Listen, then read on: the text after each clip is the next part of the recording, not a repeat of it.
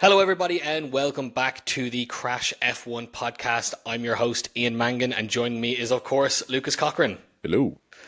Max Verstappen is back on the top step following a dominant performance at the Italian Grand Prix over the weekend. And meanwhile, Lando Norris has managed to chip away slightly at the points deficit to his championship rival, Oscar Piastri. But is there tension brewing at McLaren after the team narrowly avoided a serious clash with their drivers following a controversial strategy decision? And we discuss some of the proposed changes to the race weekend that F1 is examining following comments from CEO Stefano Domenicali. Well, Lucas, the Italian Grand Prix, it always offers a bit of action, a bit of drama. I think it's one of the most anticipated races of the year, mostly at Monza. What did you think of the race weekend overall? I think saying a little bit of action and a little bit of drama is quite accurate, actually. I did a little watch of the highlights afterwards just to get some revision done for this. And I think there was a certain bit in the extended highlights, no less, where I'm pretty sure 4 clips of T1 in a row happened. And that was pretty much in the middle of the race. So I think that says quite a lot about how much stuff was actually going on. But even still, there was plenty to talk about. We had that massive controversy with McLaren. In my opinion, not quite like Hungary last year, but we'll get to that in a minute. But yeah, there was obviously Max put in a dominant performance, great qualifying, great race craft. And I will say that those first 5 laps, there was quite a bit going on at the front of the grid, so plenty to unpack.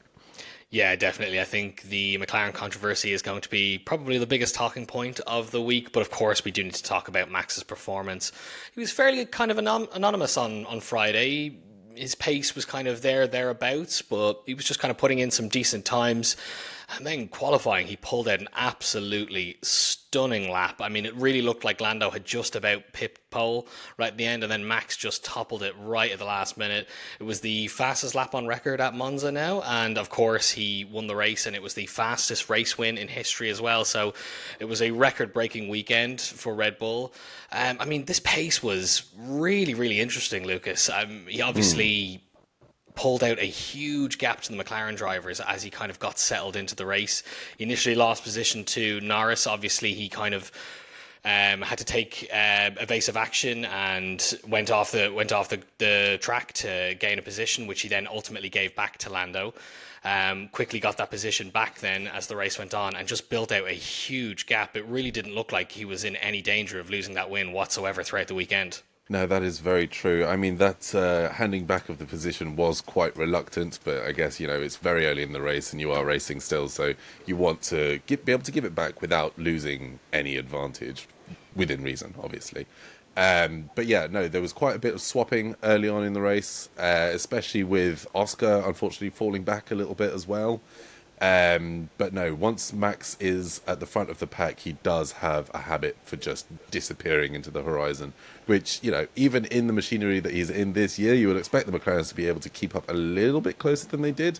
But even still, he's a king at the front, isn't he? And there's no taking that away from him. Yeah, it was really interesting because we've seen in weekends before where a car might take the lead from the McLarens, but the pace just cannot keep up with it. And Max was just so comfortable once he got out in front and had that clear air. And as you said, the McLarens were kind of squabbling a bit with other drivers in the back as well. Oscar obviously had good battle with Charles Leclerc earlier on, and at that point George Russell was still keeping pace with those drivers, so there was a bit more squabbling a little bit further down the pack. So I think that allowed Max to just really pull out that really blinding performance. I mean, this was 2023-esque. It really was. We haven't seen anything like this in a long time. I think this will definitely reinforce Max's commitment to the team. He definitely needed this win. I know I said a couple of podcasts earlier that do not write Max off. We're likely to see him win another Grand Prix by the end of the year. But I think this has been a really, really impressive weekend for him, and it will help him to reinforce his commitment with the team. Yeah, absolutely. I mean, it's just what he needed, like you said. But yeah, no, a strong performance from him, no doubt about it whatsoever. Yeah, I don't know. It's pretty tough to assign anything more than that to him, to be honest. Once he does perform, it's in the bag for him, and yeah, that's about it, really. Yeah, well, of course, then we have to get on to probably the most controversial moment throughout the weekend, the McLaren team orders decision. I mean, what do you really think of this, Lucas? I mean, the main issue being here was that McLaren made the decision to pit Oscar first, actually, and that was a decision that Lando Norris had backed. Their logic was obviously to cover off Charles Leclerc. When that happened, then Lando pitted shortly after, had a bad, slow pit stop, and then unfortunately came out behind Oscar. Oscar was pretty immediately told, give the position back. I mean, what do you think? Was it the right decision for McLaren? I mean, was it the right decision for Oscar to give the position back? I feel like McLaren have put themselves in a very awkward position with this decision. Yeah, I mean, it's really annoying because it was just last weekend that we were talking about, oh, McLaren have done such a great job of balancing their drivers and, no favoritism, da da da da. And I suppose it's pretty tough to assign favoritism to this specific incident as well. There was obviously the comment saying that it was like Hungary last year, which I'm not entirely sure it was, to be honest. This was just bad luck for Lando. I mean, that stop was, what was it, 4.6 seconds or something like that. Ridiculously slow, to be fair. And it gave Oscar that advantage. But that's kind of just how racing works. I mean, a lot of it is down to luck of the draw. You can't always control every minute detail. And Oscar was quick to say that as well.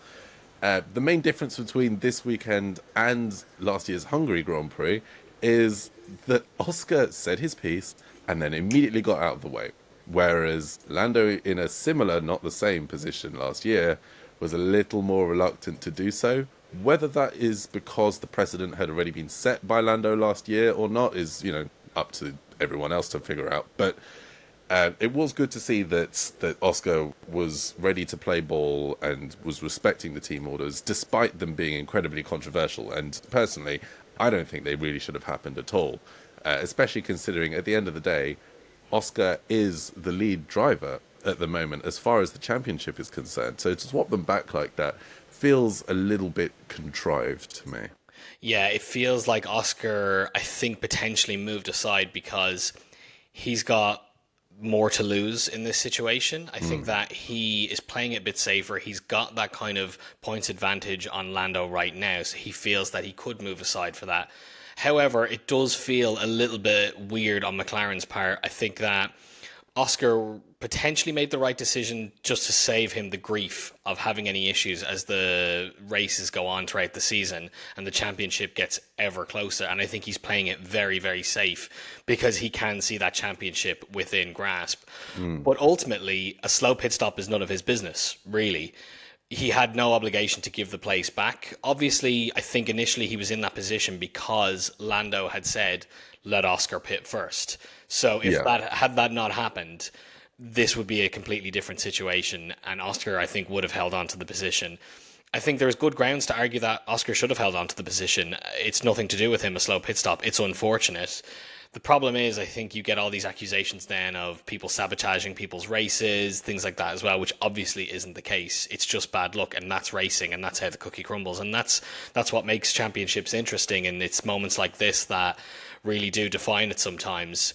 And I suppose we do want to avoid that in a way. We want it one on track, but ultimately it was a weird decision for McLaren to put themselves in that awkward place where they had to eventually make that decision.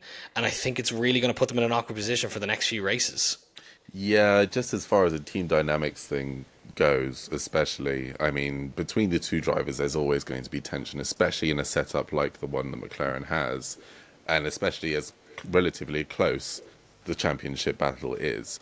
I just think that it was quite a shame to see that even the fact that Lando was in a position of essentially his own creation.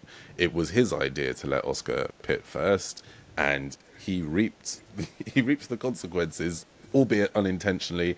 But there was always a chance that this was going to be the case, and he sort of undercut himself in that way, which is a shame. But again, like you say, it's the way the cookie crumbles, and you can't control these things. No, it's not quite Crashgate, but as team orders go, it's really not a great one to see, especially in this day and age. It's quite rare. Yeah, and I guess McLaren will come back and say, no, look, we handled that correctly, and they'll say they let Oscar give the position back, but then they said, now go racing. You know, you've caught up to him now. You can go catch him if you want, which is all well and good. But I don't think that is what the intended outcome was to be of that. Lando was comfortably able to hold off Oscar after that and built out a decent gap where he was well beyond DRS range at that point as well. I think because Oscar can see that championship so close and he has that points advantage, he's probably thinking, what's a couple of points in this for True. the sake of keeping the peace? But this is the problem. I mean, they need to kind of move towards a number one driver, I think. This is the issue when you have two number one drivers and trying to appease two number one drivers and trying to make sure that everyone's happy. They said themselves it would get to a point in the championship where they would make that decision and have that conversation. That clearly hasn't happened yet because technically speaking, Lando can 100% still win this championship. We don't know what's going to happen over the course of the next few races. It does just feel a little bit too also potentially buddy a little bit too, I think, because that's the way Yeah. the team dynamic has been up to now. I mean, I'm not saying that we want to encourage them to be absolutely at each other's throats, but the difference in team dynamic between these two and, say, Nico Rosberg and Lewis Hamilton, it's absolutely massive. And I think that potentially, as I said, is there's an element of playing things safe. And we want these drivers to be real rivals, I think. We want them to really, really be pushing every single weekend. And when something like this happens, it almost motivates the driver to then try and beat them even harder the week after.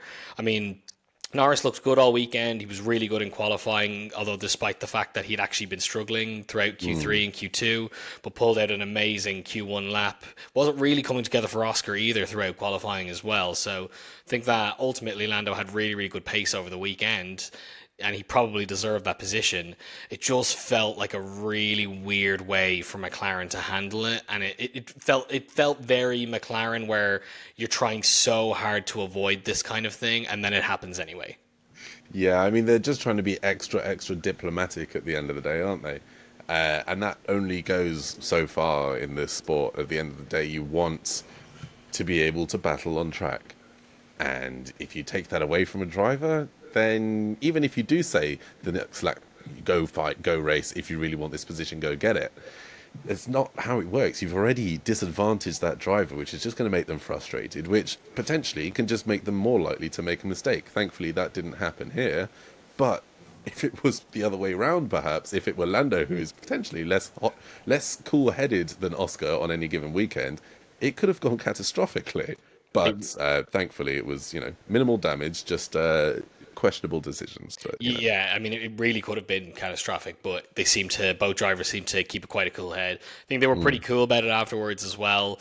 I mean, Lando was we know where they both stood. I think Oscar didn't necessarily agree with the decision, but he kind of said, look, I've said my piece and I gave the position back, so let's move on. We do need to talk about a few things going forward. He will bring it up with the team again, I think. I think Oscar will go, if this happens again, what do we do? There's a championship fight happening here, and are we allowing that championship fight to happen, essentially? Lando was a bit more, this was the right decision. We made the right decision for the team today. It's just the way the cookie crumbles. We had agreed that we would do this. Lando stood much more firmly on, it was the right thing to do, obviously because he was the one who benefited from it as a result and got the position back.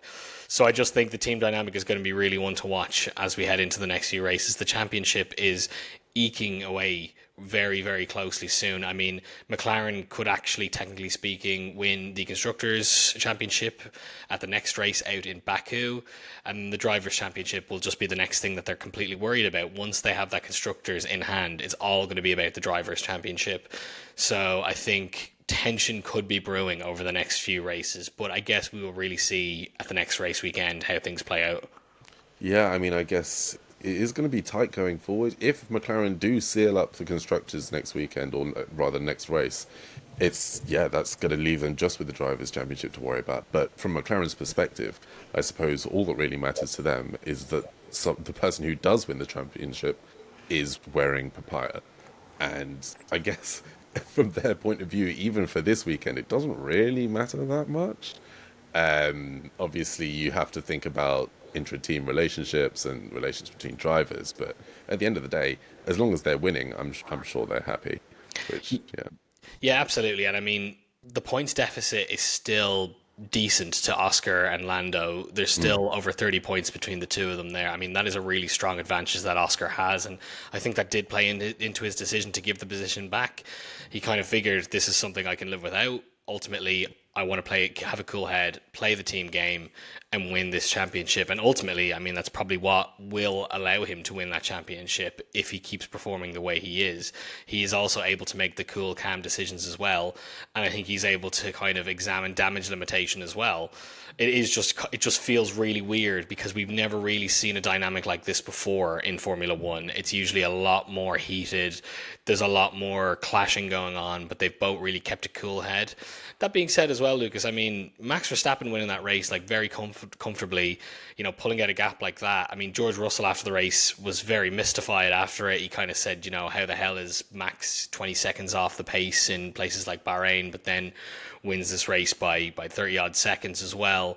I mean, do you think this would have put the wind up McLaren a little bit to kind of say, I mean, they haven't been really cocky, I will admit. They've been very, we don't know what the pace is going to be like every weekend. They've always said Red Bull and Ferrari will be a threat, but I mean, we were very critical of the Red Bull outfit over the last while, but this really looked like a very, very cool weekend for them. It looked like they played things really, really well. They'd covered off the strategy really well too. And obviously, it's Max ultimately who's making the difference at that team. Yeah. He is the one that's just pushing them to new levels. But I do wonder now, will McLaren kind of be looking and thinking, every win, every race weekend isn't going to be a win, with pace like that from Red Bull. Will that put the wind up them a little bit for the rest of the season? Maybe. I mean, I still think they do have an inherent car advantage, which, is fair enough. At the end of the day, we do have to remember that both McLaren drivers were towards the top end of the grid by the time we'd finished, right? So it's tough to say that there is real threat, but it's clearly on a race-by-race basis, right? We've got a very low downforce, high-speed track at the temple of speed that is Monza. So perhaps there was some sort of Red Bull advantage there, but even still, looking further down the grid at where you keep finished, back down in P13, perhaps it's not a car thing at all. Maybe it's just Max Verstappen being Max Verstappen and just being an absolute phenom, which is...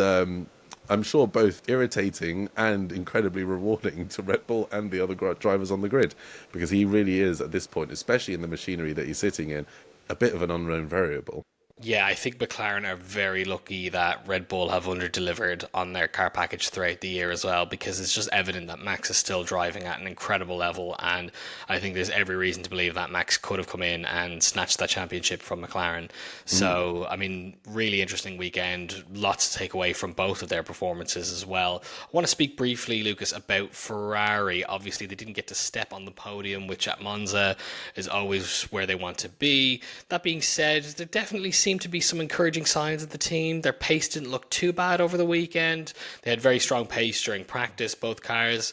Decent qualifying performance from both the drivers as well. Lewis looked a lot more comfortable. Yes, he still finished behind Charles both in the race and in qualifying.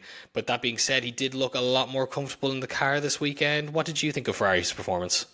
Maybe it was down to them being at home or something, but gosh, yeah, Lewis had a bit of a turn of fortune this weekend, didn't he? Which was very welcome to see. I mean, to be able to, what was it, gaining 4 places over the course of the race from P10 to P6, it's reassuring. Obviously, with it being Monza, Ferrari are going to pull out all of the stops in order to put on as good a show as possible for the home fans. And they did exactly that. No, they weren't quite at the tippy top of the field by the end of the race, but it was a great turn of fortunes over what we saw last week. And before the summer break too, mind you. So, yeah, it was good to see, albeit it might be a short-lived boon of success, but I guess we'll have to wait for Baku to see whether or not they've made any major changes to that car. Yeah, I think the most encouraging thing is probably that the drivers will be a little bit more confident in what they can deliver on the weekend. I mean, Charles, we said, has been thereabouts. He looked quite scrappy for a podium position at one point. Obviously, he was having a bit of a clash with Oscar Piastri, which was great to watch, really entertaining, great driving from both drivers. But ultimately, it just looked like that Charles did not have the pace to keep up with Oscar. Oscar made a very, very clean overtake on Charles and just pretty much broke that ability of him to follow, essentially had that speed advantage and just took off then, and it was really just the McLarens and the Red Bull then throughout the race. But I mean, as you said, Lewis had a really good race. Obviously he carried through that 5-place grid penalty heading into the race, which was not ideal, but he made it some great places from 10th to 6th, and I think that he can walk away with that, really encouraged that he had a very solid race. There's a platform now to build on now throughout the rest of the season, so it will definitely be a confidence boost. Ultimately, both drivers still won't be happy with how quick the car is on any given weekend, and it's always difficult on their home weekend when there's lots of pressure on the team. There's so many fans there cheering on Ferrari, and people want to see them on the podium, and a podium didn't really look that realistic from early Sunday onwards. So but it does feel like that there's a bit of progress being made, and I think that Lewis will be probably happiest the most walking away from that weekend. Oh yeah, 100% agree. I mean, it is obviously, like you say, it is a shame that we didn't quite get to see them standing on that any of those steps, mind you. But to see them so close is both great to see and a little bit painful. But yeah, an improvement is an improvement, and hopefully it carries forward for the rest of the year. I mean, at this point, there's not really much to be said for the competition of Ferrari from a world championship perspective, but even still, it's good to see them better than they were in any case. Yeah, it does really feel like we're in this kind of stasis point of the championship compared to other years. There's very few upgrades being brought to teams. The full focus is obviously on 26, so it's more so just about running a race weekend, I think, and getting setups a little bit more attuned to the drivers and trying to see what performance that they can pull out. But I mean, the fact that Ferrari are still holding on to P2 in the championship is something. The gulf is absolutely massive between the top team and the rest of the other teams. I mean, McLaren currently sit at 617 points, while Ferrari is at 280. So it's a huge gulf. So, I mean, P2 in the constructors is probably not as impressive when you're not that close to the leading team. But they have been quite consistent. This is what happens when you have two drivers that are quite consistent at just pulling in points every weekend. And I think that's actually an area where a lot of the other teams have struggled. We said it about Mercedes before as well. It's Red Bull's biggest problem at the moment as well, where Max is just really carrying that team. But it's really good to see that Ferrari still have two consistent drivers that can pull in the points every weekend, and it shows in the results. That's why they are second in the constructors. Yeah. I mean, I feel like part of Ferrari being second in the constructors may or may not be down to the fact that Yuki hasn't been doing so hot over at Red Bull. I mean, Max obviously hasn't had much of an issue keeping up. But even still, the fact they are there at all is better than we can say for quite a few years over the last decade. So, yeah, I'm glad to see a bit of a turn in fortune, if not necessarily to completely their merit. Yeah, I think another weekend like this, it makes me feel like the writing is on the wall for Yuki Tsunoda. Again, another pointless weekend. He really struggled all throughout. It just doesn't look like he has the pace that Max has. It really feels like he won't be there next season. And I mean, whether or not he's on the grid as well the next season remains to be seen. Laurent Mekies has kept very tight-lipped about their decision. He hasn't let out any hints about Yuki's future with Red Bull, but also future on the grid entirely. And I mean, I doubt that he would have the opportunity to go back to racing bulls if he didn't perform, if he hasn't performed this year and he does lose his seat. The argument would be there's no reason to let him go back to that team. He had his chance on both teams and he wasn't able to perform. And I mean, we heard over the weekend rumours that Helmut Marko has been eyeing up Alex Dunn, of course, in Formula 2. He was back on the grid, testing with McLaren in FP1 again. He obviously had an unfortunate F2 weekend. He was taken out by Arvid Lindblad in the feature race. But however, that being said, he's still one of the hot properties, I think, in F1 where people are keeping a very close eye on. Marco has mentioned interest. There's rumours that Marco has been examining Alex Dunn. Whether or not that does happen, I think McLaren will do very, very well to hold on to him and keep him within that family. But that, however, if he is offered an F1 seat elsewhere, it'd be hard to turn down. But with that, it does then feel that where does Yuki fit into that? You know, you would imagine you would say Hadjar up to the main team, another driver into Racing Bulls, and then Yuki's off the grid. Yeah, it's entirely possible, but I guess by that logic, Liam Lawson has had a pretty similar chance, hasn't he, with both VCarb and Red Bull experience, obviously being demoted earlier in the season this year. But it's funny to see that the main clash during that race was indeed again between Lawson and Sonoda, which it's not great to see. I don't know who's at fault here. I mean, obviously we've got precedent with Lawson and Perez, last year or the year before. But yeah, it's disappointing to see. I don't have the best confidence in Yuki being able to stick around, like you say. If his performance carries on the way it does, it's yet another case of the Red Bull second seat curse. And how long does it continue for? Will Isaac be able to fix it? Only time will tell. Yeah, I think it'll be really interesting what Red Bull does with both teams next year. I think there's definitely an argument to say that potentially Liam Lawson doesn't deserve to be on the grid in that team next year. I mean, I think overall his performances have been fine this year, and I think there would be no harm in keeping him for another year. But if there is some new talent coming up, they're going to want to make room for those. They've never ever been kind to young drivers before in the past in terms of if they're underperforming, they will move and chop and change as much as they want to let another young driver in.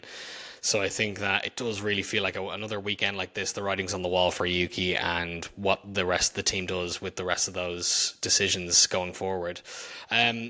To move on slightly outside of the race, Lucas, I did just want to talk about another big talking point over the weekend, which was, of course, Stefano Domenicali, the F1 CEO, making some very interesting comments about some changes to the F1 weekend to basically make it more interesting to the younger audiences.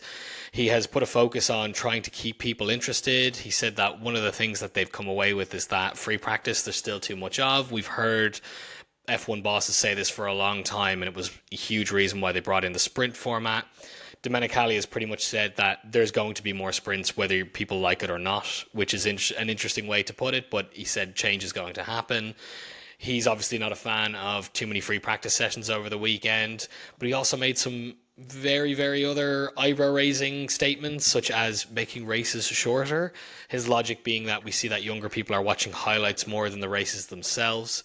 And then, of course, reverse grids. This is constantly something that's being talked about in F1.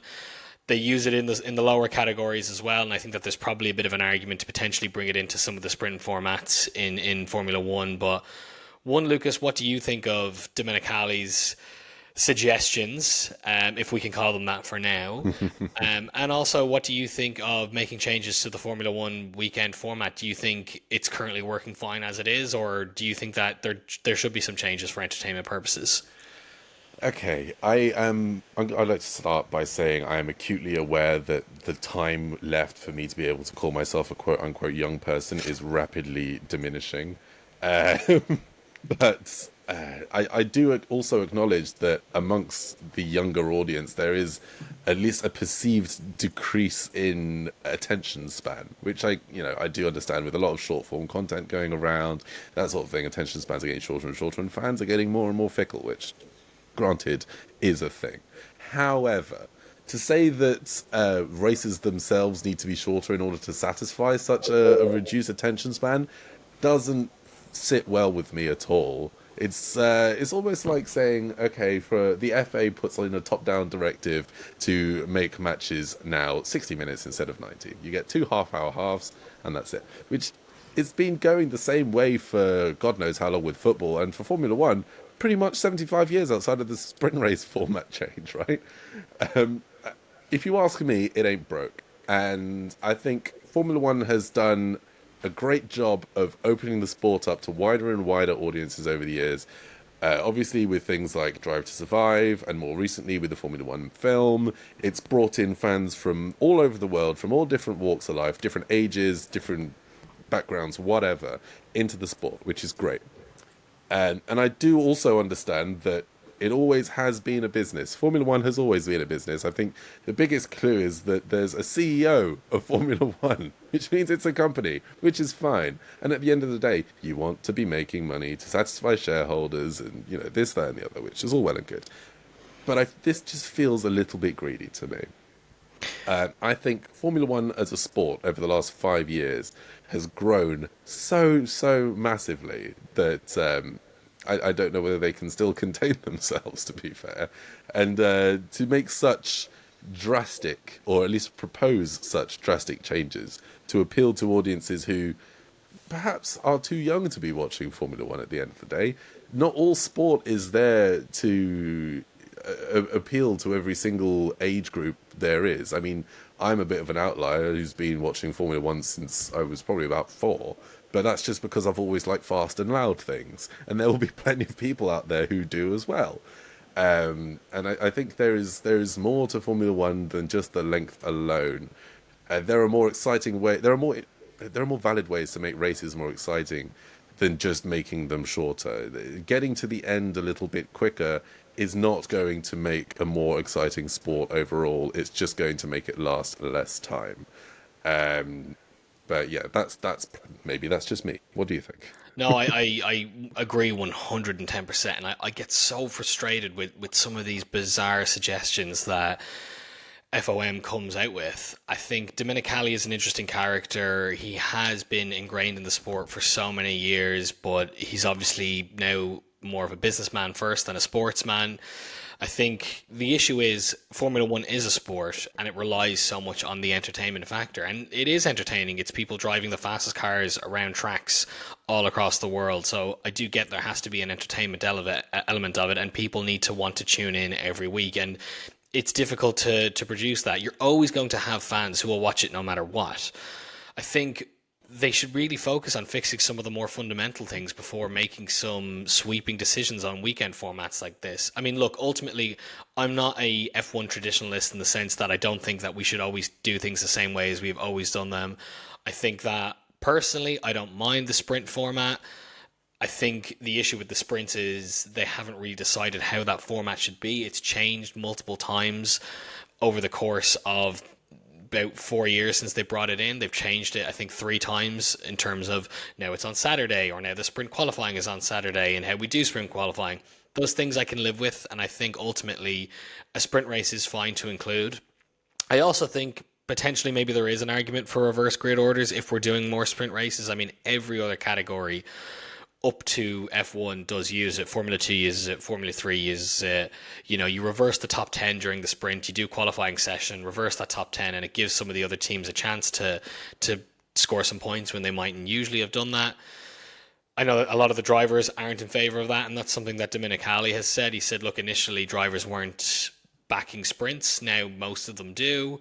They won't back reverse order grids, but I would imagine they will come around to that as well. And I think there is a bit of truth to that, but it just feels like trying to manufacture entertainment when I guess the main thing that people would really enjoy from the sport is if the cars could just race each other a bit better. And I mean, the difficulty there is it's the FIA who set the regulations, and it's up to the FIA to try to develop regulations that can achieve that. Also, the issue with that is Formula One teams employ people and pay them lots and lots of money to pull apart those regulations at every single piece and try to find loopholes to develop the fastest car, and that's great. That's what the sport is. That's all part of the sport.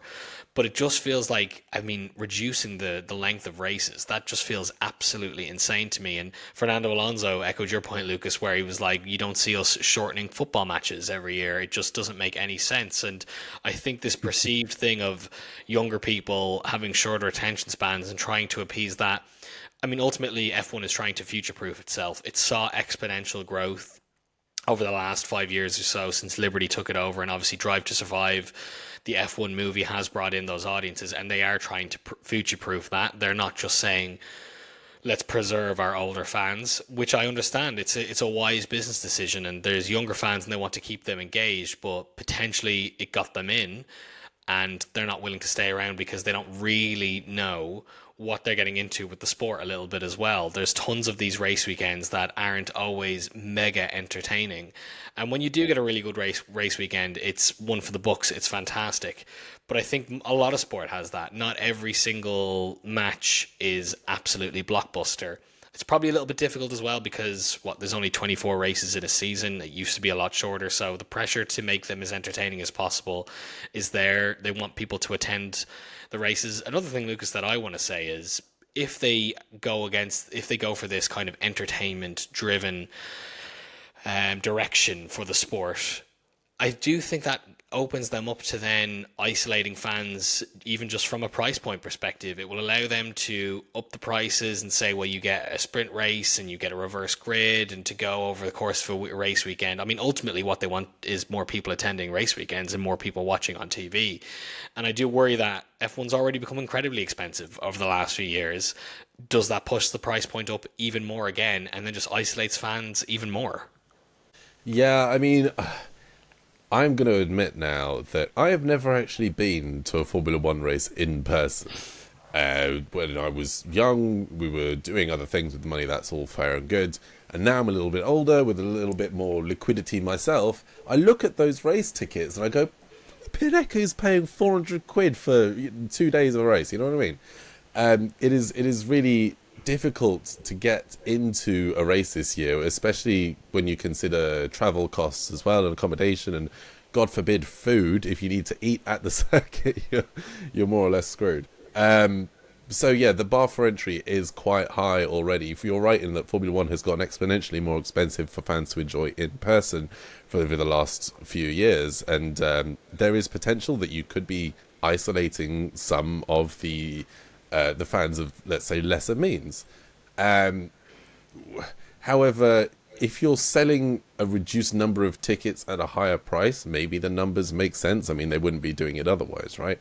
But it's just a risk that you start to see stands that are a little more empty than you want them to be. But at the end of the day, Formula One fans are pretty devout, I'd like to say. Maybe one day I will just suck it up and, pay £1,000 for a weekend, which would be nice if I wanted to go to Monaco or somewhere fancy like that. But yeah, it is difficult, and it does feel, like I say, it does feel a little bit greedy to be charging as much as we are, and then to reduce the amount of value for money that in-person attendees get with the potential of shorter races and shorter running doesn't really sit very well with me. The sprint weekend format, I do understand, shakes things up a bit. Maybe reverse grids will be interesting. But at the end of the day, there is also the potential that such seismic changes might not actually make that much of a difference. Yeah, a reverse grid is going to be interesting, but it's going to make teams complain. And at the end of the day, you might not even see that much of a difference if there really is that much of a delta in car performance. So it's untested, sure, as is any potential change, but to do it in a way that feels so rash and to make comments that feel almost offhand without any forethought necessarily, it's quite a scary thing, and Yeah, I'm I not mean, sure how it's going to come to be. they were very kind of bulldozery comments as well, weren't they, from Domenicali? He was kind of saying, look, change is coming whether you like it or not. And I get that because there are so many F1 traditionalists out there who don't want any change. And I mean, prior to this, obviously, Bernie Ecclestone was the biggest man in Formula One. He often floated crazy changes. Now a lot of them never happened and never went anywhere. And however you feel about Bernie Ecclestone, but he wasn't someone who felt that you couldn't change things. He always knew that we need to change things to make the sport entertaining as well. And I think that just because Domenicali is doing the same doesn't mean we should look on him, with any sort of, anger. But it does just feel he is being quite bulldozery with what he's saying. And whether he's the only one behind these decisions, is probably not the thing as well. There's a whole team of people who are making these decisions as well. But it was just a little bit like, shut up, it's going to happen. We're going to make changes, whether you like it or not. And that's what we're going to do. And we're going to make sure that that happens. I think another issue is ultimately the regulation cycle has not been the best. I mean, these ground effect cars, I don't think has been a massive success with trying to improve the racing. We have had some good racing throughout this regulation cycle, but it hasn't been the best. I think there's still a lot of issues with it. The cars, in my opinion, are still too big. They're still too clunky. I think there's a lot of hope for eliminating a lot of that next year with the new regulations. Next year's regulations will be drastically different, so there'll be a lot to examine with that too. And I guess maybe this is F1 saying we can't wait around for the regulations to fix this problem as well. We need to do other things to make it. And I think it's a bit of a perfect storm. But I think there's other things that they could change right now, like maybe letting the drivers race in the wet a little bit more. I mean, I think Spa was a perfect example of that, of how cautious they were with sending cars out on track. And it's like, why are we being so cautious, and we want more entertainment and we want cars out on track?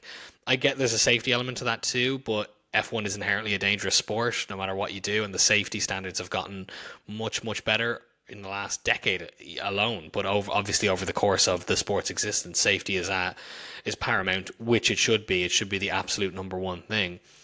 But why are we being so cautious around wet races? We could change something like that and make sure that the entertainment levels are still higher without trying to make radical changes to the F1 weekend.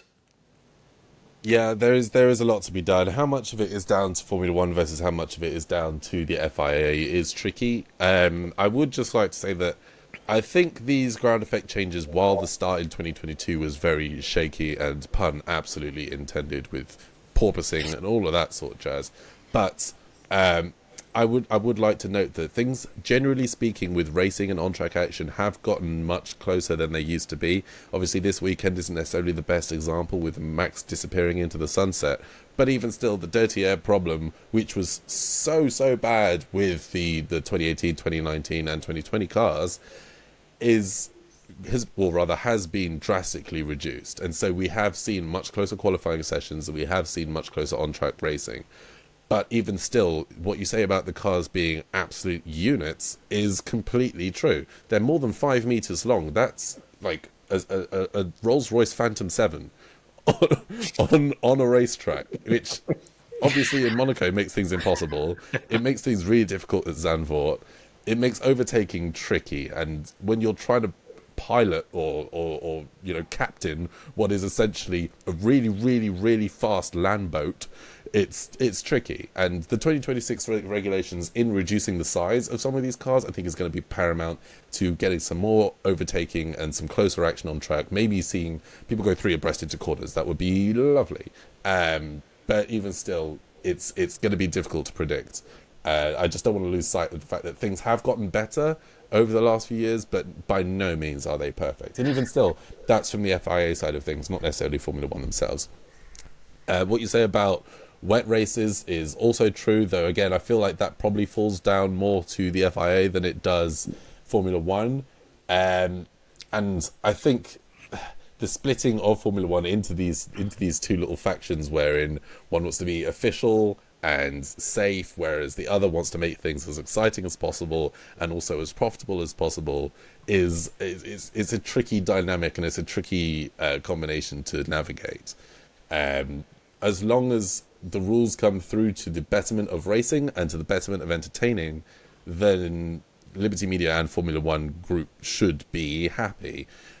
Anything more than that, pushing from that commercial arm, could potentially turn out to be dangerous, or it could just be greed. But either way, I would like to see the excitingness of the race be addressed from the FIA side of things more so than I would from Formula One. I feel like Formula One as a company, as a business, should focus more on the distribution and the packaging of the sport as it is broadcast, as opposed to trying to interfere with the formats or the rules of the racing itself, if that makes sense. Yeah, I think you really hit on something there with the difference between the FIA and Formula One Group and Liberty Media. I mean, obviously, the FIA have a job to make it safe. They are the governing body.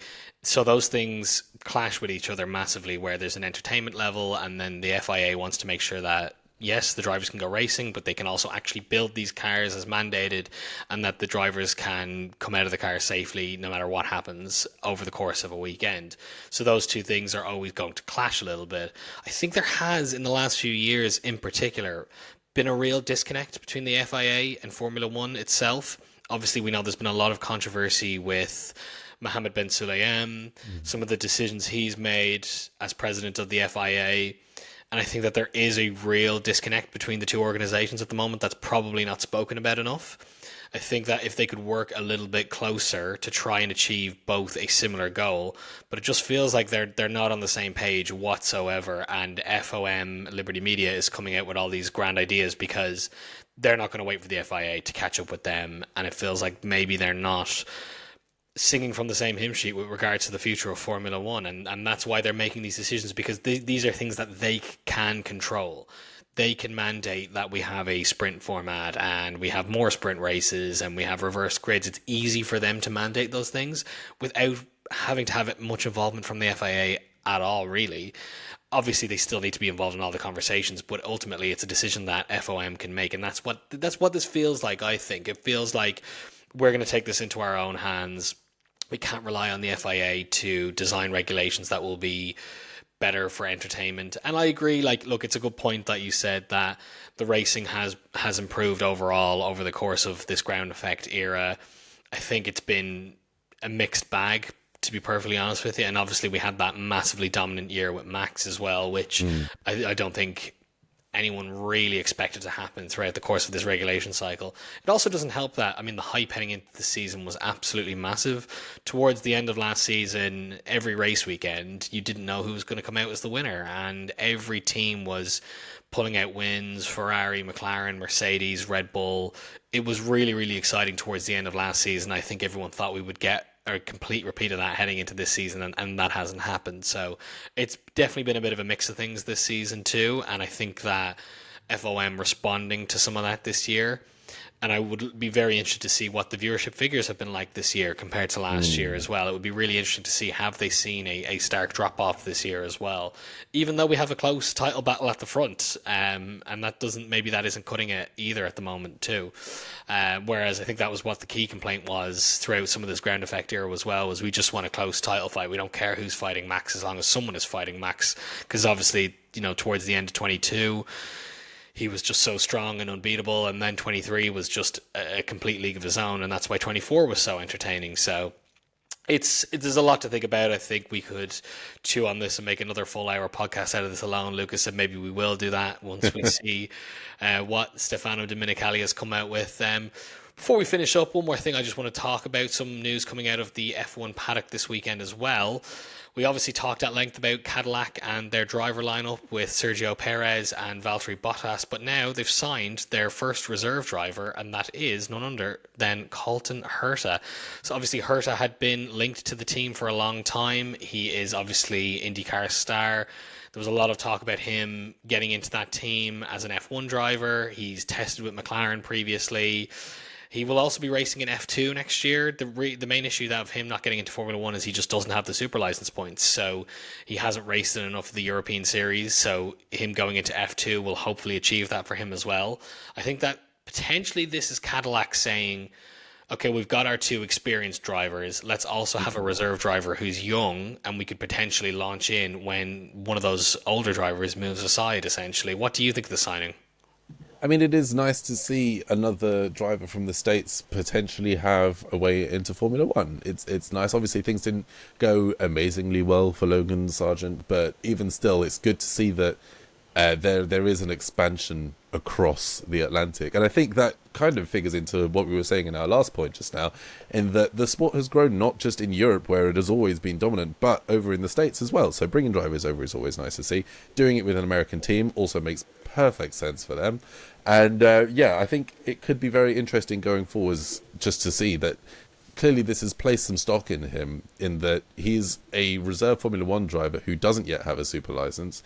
Him getting into F2 obviously is going to help him rack up those points and get into a super license position. But even still, it's a good vote of confidence to see him at Cadillac already, even if just as a reserve driver. And yes, you're right in that, yes, they do have these two reliable, seasoned, arguably veteran drivers in their stable already, and it's nice to see that they're taking a little bit of a gamble with Quantity, a driver who has experience outside of Formula One, but as yet has yet to be proven. And I think that's quite exciting. Yeah, I think it's really interesting because he was really hyped. A lot of people really wanted him in F1, and obviously there's a big push for the US market as well. A US team signing a US driver is, a no-brainer really, and one that is clearly a very strong driver as well. He won't have a huge amount of experience on any of the F1 tracks, basically. He's obviously tested twice with McLaren, and McLaren were very keen on keeping him in their family as well and giving him that chance too, which was great.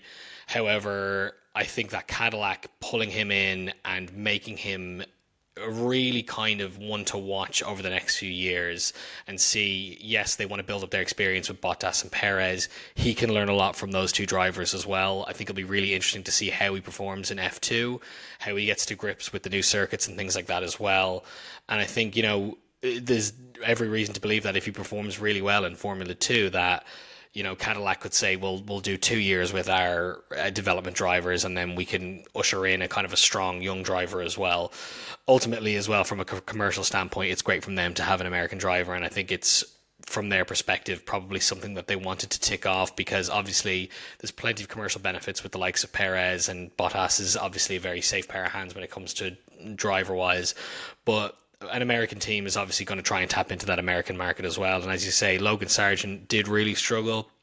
I mean, I thought he was a pretty decent F2 talent as well, so it's always difficult to tell how they perform in Formula 2 and then make that step up to Formula 1, and Sargent did really struggle. So that's not to say that just because Colton Herta comes in and maybe he does incredible in Formula 2, he will do just as well in Formula 1.